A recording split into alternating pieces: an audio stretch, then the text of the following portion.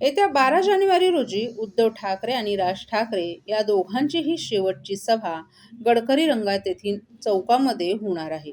या सभेला अतिशय मोठ्या प्रमाणात मराठी बंधू भगिनी येतील अशी आम्हाला खात्री असल्याचं मनसेचे ठाणे पालघर जिल्हाध्यक्ष अविनाश जाधव यांनी सांगितलं. काल झालेल्या रोड शोमध्ये राज ठाकरे यांनी जवळपास 28 ते 30 शाखांना भेटी दिल्या.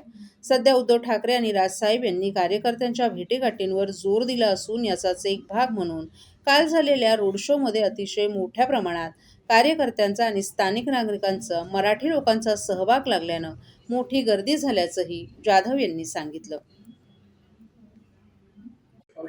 सर, 11 ते 12 तारखेला जे आहे ते ठाकरे बंधूंची ठाण्यामध्ये एकत्र सभा पार पडणार आहे. त्या सगळ्याला कोणतं ठिकाण नेमकं निवडण्यात आलेलं आहे त्याच्याबद्दल मला असं वाटतं की येत्या 12 तारखेला जी शेवटची सभा असेल ती ठाण्यामध्ये असेल.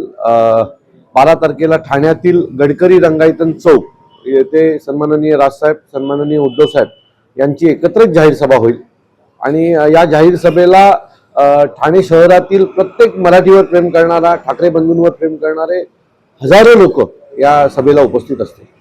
काल देखील राज ठाकरे ठाण्यामध्ये उपस्थित होते. त्यांनी मनसे असतील किंवा शिवसेना उद्धव ठाकरे पक्षांच्या अनेक शाखांना भेट दिला, अनेक कार्यकर्त्यांना भेटले.